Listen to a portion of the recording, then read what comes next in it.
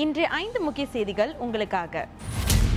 பிரதமரும் நிதி அமைச்சருமான லாரன்ஸ் வாங் 2026ஆம் ஆண்டுக்கான வரவு செலவு திட்டத்தை பிப்ரவரி 12ஆம் தேதி நாடாளுமன்றத்தில் தாக்கல் செய்வார் என அறிவிக்கப்பட்டுள்ளது. அந்நிகழ்வு வானொலி, தொலைக்காட்சி வழியாக நேரலையாக ஒளிபரப்பப்படும். இந்து சமயத்தினர் தங்கள் மறைந்த உறவினர்களுக்காக கடலோரத்தில் மேற்கொள்ளும் சடங்குகளை நிறைவேற்ற கூரையுடன் கூடிய பாதுகாப்பான இடம் ஒன்று சாங்கி கடற்கரையில் திறக்கப்பட்டுள்ளது. 5 ஆண்டுகளுக்கு முன்பு அறிவிக்கப்பட்ட அந்த கர்ம காரிய நிலையம் 4 தனிப்பட்ட அறைகளை கொண்ட ஒற்றை தள கட்டடமாக அமைக்கப்பட்டுள்ளது. சிங்கப்பூரில் உள்ள சில விலங்கு நல அமைப்புகள் 2019ஆம் ஆண்டிற்கு பிறகு இவ்வாண்டு மிக குறைந்த அளவில் தத்தெடுப்பு விகிதத்தை பதிவு செய்துள்ளன.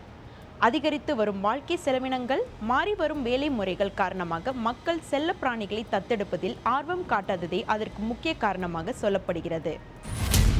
சிங்கப்பூரில் உள்ள பெரும்பான்மையான ஊழியர்கள் தங்களுக்கு வழங்கப்படும் ஊதிய உயர்வு அல்லது போனஸ் திருப்திகரமாக இல்லையெனில் தங்களது வேலையை விட்டு வெளியேற திட்டமிட்டிருப்பது ரென்ஸ்டட் சிங்கப்பூர் நிறுவனம் நடத்திய ஆய்வு மூலம் தெரியவந்துள்ளது.